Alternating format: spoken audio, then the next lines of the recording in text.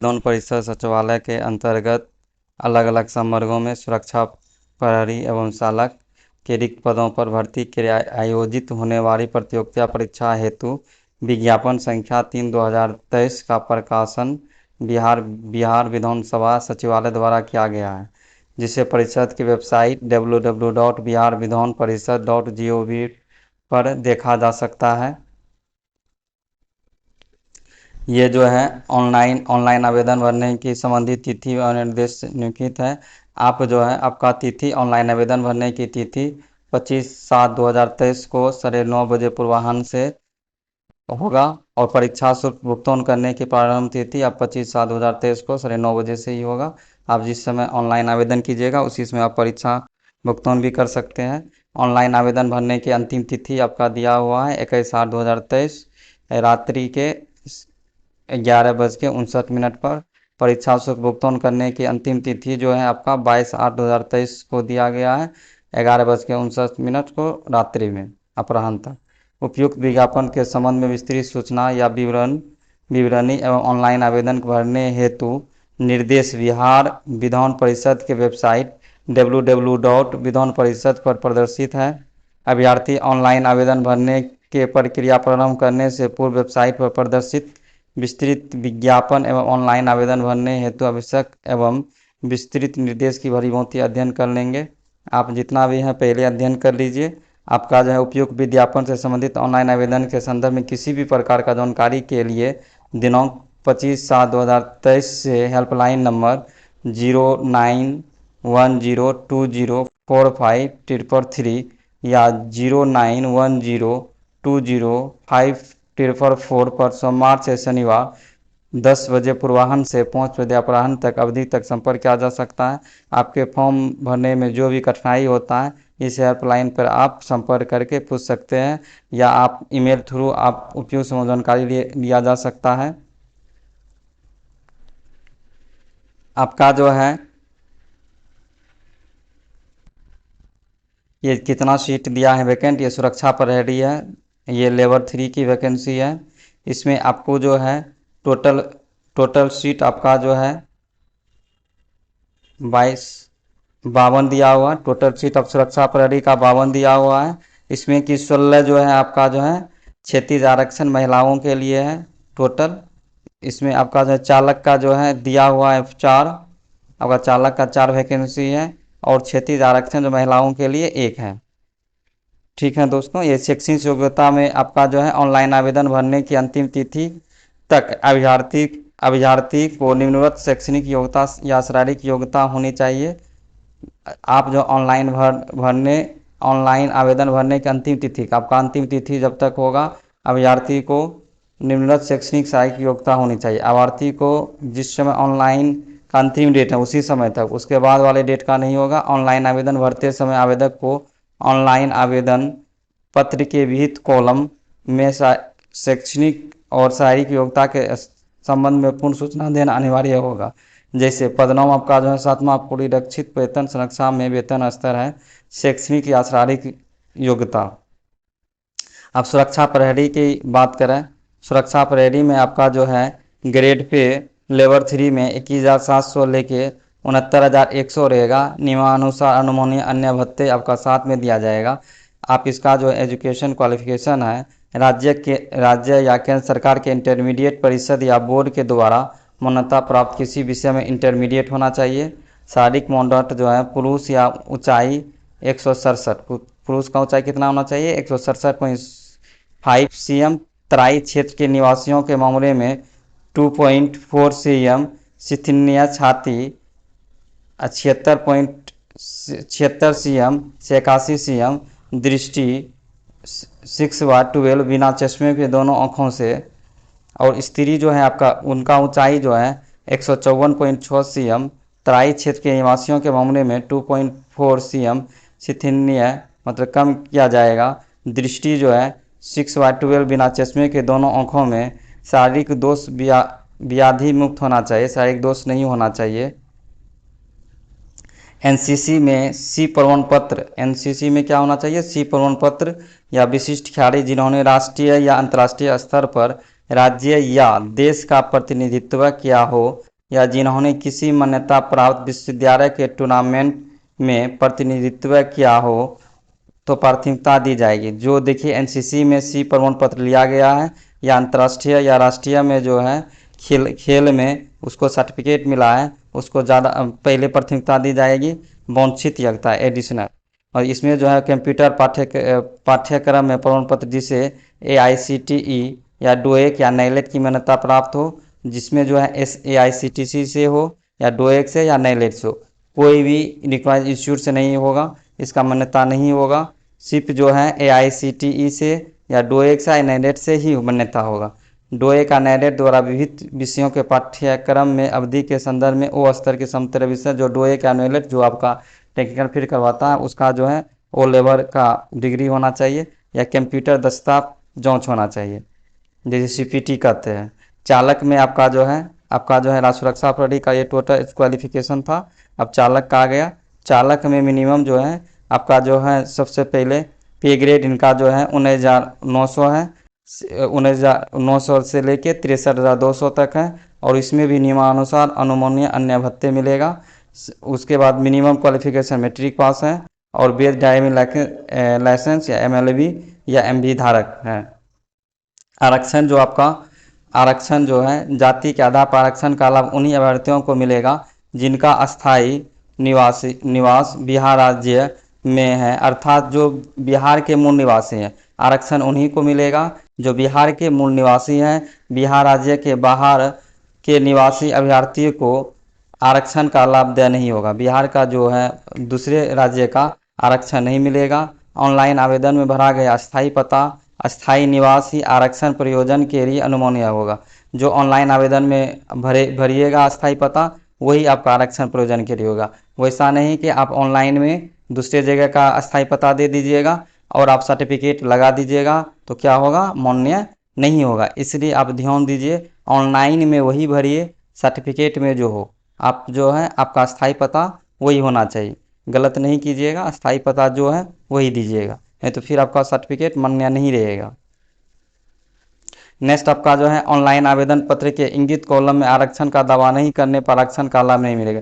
जिस समय ऑनलाइन भरिएगा वो आरक्षण का दावा, जैसे आपका जो है EBC है, BC है, EWS है, SC है, ST है, आपको कॉलम में टिक करना पड़ेगा तो ही मिलेगा। वैसा नहीं है जनरल में टिक करके बाद में आप ये कहिएगा कि नहीं हमको SC ST का सर्टिफिकेट है दे दीजिए, वो तो मान्य नहीं होगा। इसलिए जो है आप जो है जो भी चीज़ है पहले ही आप जो है भर दीजिए SC है या ST है, ठीक है।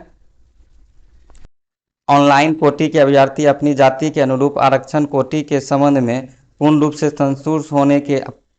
संतुष्ट होने के पश्चात ही आरक्षण कोटि का अंकन ऑनलाइन आवेदन के संबंधित कॉलम में करेंगे। ऑनलाइन आवेदन भरते समय उनके पास आरक्षण कोटि के अनुरूप सक्षम प्राधिकार से निर्गत प्रमाण पत्र उपलब्ध होना अनिवार्य होगा। किसी प्रकार की त्रुटि होने पर आरक्षण का दावा नहीं होगा। आप जो है आप जो भरिएगा सक्षम प्राधिकार से ही सर्टिफिकेट लेके भरिएगा ऑनलाइन। अब वैसा नहीं है कि आप किसी जो है थर्ड पार्टी से करवा के फिर गड़बड़ हो जाएगा, नहीं भरिएगा। सामान्य प्रशासन विभाग बिहार सरकार के परिपत्र संख्या 673 दिनांक 8/3/2011 के आलोक में ऑनलाइन आवेदन भरते समय आरक्षण का दावा करने वाले अनुसूचित जाति अनुसूचित जनजाति के अभ्यर्थियों के पास निम्नलिखित पत्र अनिवार्य रूप से होना चाहिए।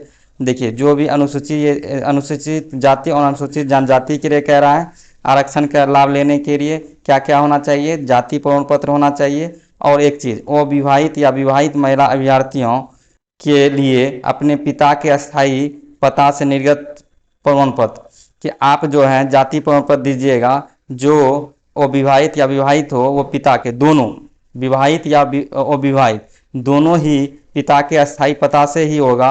वैसा नहीं कीजिएगा जो विवाहित है पति के अस्थायी पता से नहीं दीजिएगा, आप जो है पिता के ही अस्थायी पता से दीजिएगा।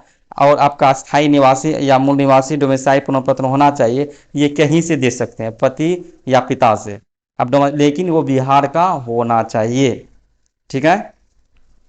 ऑनलाइन आवेदन करते समय आरक्षण का दावा करने वाले पिछड़ी जाति एवं अत्यंत पिछड़ी जाति के विद्यार्थियों के पास निम्नलिखित प्रमाण पत्र अनिवार्य रूप से होना चाहिए। ये आपका पे हम बता दिए अनुसूचित जाति और अनुसूचित जनजाति के लिए। नेक्स्ट आपका जो है अत्यंत पिछड़ा और पिछड़ा वर्ग के लिए है। फिर इसमें भी है जाति प्रमाण पत्र, जाति प्रमाण पत्र होना चाहिए। अस्थायी निवासी या मूल निवास डोमिसाइल प्रमाण पत्र होना चाहिए। अब थर्ड इसमें जो है थर्ड नंबर में क्रिमिनल रहित प्रमाण पत्र भी होना चाहिए। क्रिमिनल रहित प्रमाण पत्र में अविवाहित या विवाहित महिला अभ्यर्थी के लिए अपने पिता का अस्थायी पता का निर्गत प्रमाण पत्र होना चाहिए। इसमें क्या होना चाहिए, अस्थायी और अस्थायी, अब जो भी हैं वो विवाहित हो या अविवाहित हो, सभी क्या होना चाहिए, पिता के अस्थायी पे मिलेगा। आपका जो है आरक्षण का दावा करने वाली विवाहित महिलाओं को जाति क्रिमिलेयर रहित प्रमाण पत्र उनके पिता के नाम से निर्गत होना चाहिए, न कि उनके पति के नाम से। ये साफ साफ पहले ही बता दिए। ये जो है जितना भी क्रिमिलेयर है वो क्या होना चाहिए, पिता के नाम से होना चाहिए, न कि पति के नाम से। नंबर 6 में कह रहा है पिछड़ा वर्ग एवं अत्यंत पिछड़ा वर्ग की दशा में अपने अस्थायी अधिवास अंचल के राज्य सरकार द्वारा, जनजाति की दशा में अपने अस्थायी अधिवास अंचल के राज्य सरकार द्वारा अधिसूचित अंचलाधिकारी द्वारा निर्गत अस्थायी निवासी या मूल निवास डोमिसाइल प्रमाण पत्र जाति प्रमाण पत्र होना चाहिए। जो अंचलाधिकारी द्वारा है उन्हीं के साथ होना चाहिए, सक्षम प्राधिकार के द्वारा। अब नेक्स्ट का आता है, ये जो है आपका इसी तरह आपका दिया हुआ है। अब जो है ये आपका नेक्स्ट आपका जो है अभ्यर्थी द्वारा प्रारंभिक परीक्षा के लिए ऑनलाइन आवेदन करते समय किए गए दावे के अनुसार पर सभी प्रमाण पत्र का प्रमाण पत्र वार नंबर तिथि और निर्गत करने वाले सक्षम प्राधिकार का पद नाम ऑनलाइन आवेदन में अंकित किया अनिवार्य है। डॉक्यूमेंट वेरिफिकेशन के समय ऑनलाइन आवेदन में अंकित प्रमाण पत्र का ही मूल में प्रस्तुत करना अनिवार्य होगा। उससे निम्न निर्गत संख्या वाले प्रमाण पत्र मान्य नहीं किया जाएगा। वैसा नहीं कीजिएगा। अभी जो है सर्टिफिकेट अलग दे दिए, सर्टिफिकेट का नंबर अलग दे दिए, अब बाद में आप सर्टिफिकेट अलग दे दीजिएगा, फिर वो आपका मान्य नहीं होगा। जो सर्टिफिकेट अभी नंबर अभी दीजिएगा वही सर्टिफिकेट बाद में भी दीजिएगा, ठीक है। इसमें जो है आपका जो है रात्रि प्रहरी और चालक के लिए न्यूनतम आयु सीमा क्या होना चाहिए, 1/1/2023 से, समझिए अभी जो है 1/1/2023 से 18 वर्ष होना चाहिए। और अधिकतम आयु सीमा क्या होना चाहिए, अनिरक्षित पुरुष के लिए 37 वर्ष, अनारक्षित महिला और पिछड़ा वर्ग एवं अत्यंत पिछड़ा वर्ग पुरुष एवं महिला के लिए 40 वर्ष। इसमें जो है आपका तथा अनुसूचित जाति एवं अनुसूचित जनजाति पुरुष या महिला के लिए 42 वर्ष। सिर्फ जो है आपका अनारक्षित पुरुष के लिए ही 37 वर्ष है, बाकी बाद आपका अनारक्षित महिला हो या पिछड़ा या अत्यंत पिछड़ा वर्ग का पुरुष या महिला हो उसके लिए 40 वर्ष दिया हुआ है। अनुसूचित जाति और अनुसूचित जनजाति पुरुष या महिला के लिए 42 वर्ष। ठीक है दोस्तों। अब जो है नेक्स्ट आपका आता है कार्मिक एवं प्रशासनिक सुधार विभाग संप्रीति समन्वय प्रशासन विभाग के संकल्प संख्या 2374 दिनांक 16/7/2007 के आलोक में सरकारी सेवकों को जो 3 वर्षों की नियंत्रण सेवा पूर्ण कर चुके हों उच्चतर वेतनमान की सेवा या संबंध में जाने के लिए अधिकतम आयु सीमा में 5 वर्षों की छूट अनिवार्य होगा। जितना भी है आपका सीमा 5 वर्ष की, सरकारी सेवक जो भी है उसको कितना होगा, 5 वर्ष का छूट होगा। अब परीक्षा की पद्धति जो है आपको दिया हुआ है, सुरक्षा प्रहरी तथा चालक के पदों पर सीधी भर्ती हेतु निम्न चरणों में जांच या परीक्षा ली जाएगी। सुरक्षा प्रहरी के लिए क्या होगा कि पदों की सीधी भर्ती हेतु निम्न चरणों की जांच या परीक्षा ली जाएगी। पहला क्या होगा, सुरक्षा प्रहरी के पदों पर सीधी भर्ती हेतु 2 चरणों में जांच परीक्षा ली जाएगी, ठीक है। एक शारीरिक होगा, क्या होगा, शारीरिक जांच होगा एवं शारीरिक योग्यता परीक्षा आरपीडी आधारित दौड़ एवं साक्षात्कार होगा, इंटरव्यू होगा। अब जो है शारीरिक योग्यता परीक्षा कितने अंक का होगा, 50 अंक का होगा और इंटरव्यू कितने अंक का होगा, 50 अंक का होगा। दौड़ स्पर्धा में न्यूनतम विनिश्चित मानदंड पूरा नहीं करने वाले अभ्यर्थी को असफल घोषित किया जाएगा। जो भी दौड़ का है आप जो है दौड़ पास कीजिएगा तो ही हो जाएगा, नहीं तो आपका रिजल्ट नहीं बनेगा। दौड़ में जो आपका है 50 अंक दिया गया है। सभी कोटि के पुरुष के लिए 1 मील है, मतलब कि 1 मील इक्वल टू क्या होता है, 6 किलोमीटर अधिकतम 6 मिनट में। कितने मिनट में होना चाहिए? 6 मिनट में होना चाहिए। कितने मिनट में? 6 मिनट में।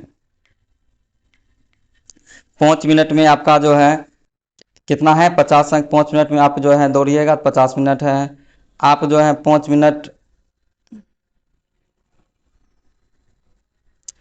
मिनट से अधिक एवं 5 मिनट 20 सेकंड तक है, कितना है? 40 नंबर है। आपका 5 मिनट 20 सेकंड से अधिक और 5 मिनट 40 सेकंड तक कितना है? 30 अंक है। 5 मिनट और 40 सेकंड से अधिक और 6 मिनट तक कितना है? 20 अंक है। ठीक है। आप सभी कोटि के महिलाओं के लिए भी दिया हुआ है। महिलाओं के लिए क्या दिया हुआ है? आपका 5 मिनट तक कितना है? 50 अंक है। 50 अंक है। 5 मिनट से अधिक एवं 5 मिनट से 20 सेकंड तक क्या है? 40 अंक है। इसी तरह टोटल दिया हुआ है महिलाओं और पुलिस के लिए। मेगा सूची जो बनाया जाएगा, शारीरिक योग्यता परीक्षा RFID आधारित दौड़ एवं इंटरव्यू में प्राप्त अंकों के आधार पर मेगा सूची तैयार किया जाएगा। योग्यता परीक्षा में असफल घोषित अभ्यर्थी इन पदों पर सीधी भर्ती हेतु योग्य नहीं होंगे। भर्ती प्रक्रिया में किसी भी चरण में असफल घोषित अभ्यर्थी अगले चरण की जांच परीक्षा में योग्य नहीं होंगे। चालक के पदों पर सीधी भर्ती हेतु निम्न चरणों के जांच या परीक्षा ली जाएगी। चालक के पदों पर सीधी भर्ती हेतु 2 चरणों में, देखिए आप जो है आपका जो है रात्रि प्रहरी हो गया, अब चालक का है, इसमें भी आपका है 2 ही है, एक चालन कौशल एवं प्रायोगिक ट्रेन जांच परीक्षा एवं साक्षरता। ठीक है। चालक के पदों पर सीधी भर्ती हेतु चालन कौशल एवं प्रायोगिक ट्रेन जांच परीक्षा कितने अंक का होगा? 75 अंक का होगा। और जो है इंटरव्यू कितने अंक होगा? 25 अंक का होगा। और मेन टोटल जो है आपका कितना अंक का होगा? 100 अंक का होगा। चालन कौशल एवं प्रायोगिक ट्रेन जांच परीक्षा में असफल घोषित अभ्यर्थी चालक के पदों पर सीधी भर्ती हेतु योग्य नहीं होंगे। ठीक है।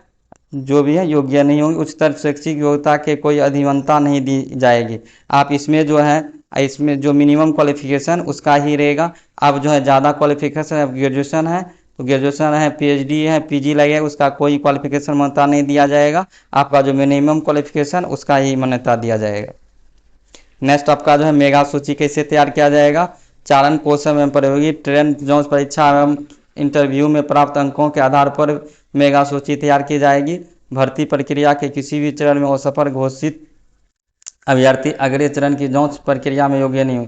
जो भर्ती प्रक्रिया है चरण वो उतना पास करना जरूरी है, नहीं तो नहीं होगी। आपका रात्रि प्रहरी और चालक का एक ही आपका है। आप जो है परीक्षा शुल्क में दिया गया है, परीक्षा शुल्क आपको कितना लगेगा? परीक्षा शुल्क जो है,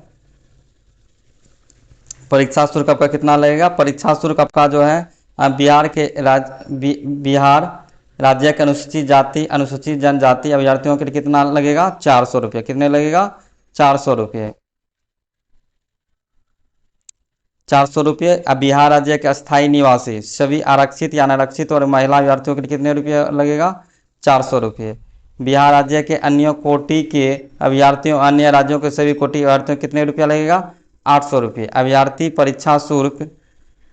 परीक्षा शुल्क जो है क्या होगा? भुगतान ऑनलाइन के आवेदन करते समय इसमें तीनों ऑप्शन दिया है, क्रेडिट, डेबिट और कार्ड या UPI के माध्यम से करेंगे।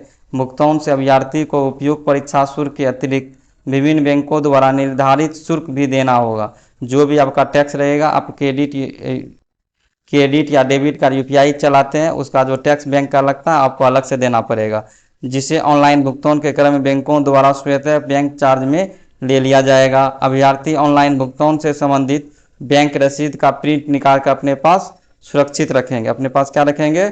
सुरक्षित रखेंगे। अब जो है अनुसूचित जाति अनुसूचित जनजाति कोटि के आने वाले वैसे अभ्यर्थी जो अनुसूचित जाति अनुसूचित जनजाति कोटि के लाभ का दावा करते हैं और उनके द्वारा अनुसूचित जाति अनुसूचित जनजाति के अनुरूप परीक्षा शुल्क जमा किया जाता है और भविष्य में वैसे अभ्यर्थी के द्वारा अनुसूचित जाति अनुसूचित जनजाति से संबंधित प्रमाण पत्र प्रस्तुत नहीं किया जाता है या उस पर किसी प्रकार संदेह उत्पन्न होता है, उन्हें रियायती परीक्षा शुल्क कंसेशनल एग्जामिनेशन फी के आधार पर अनहित किया जा सकता है।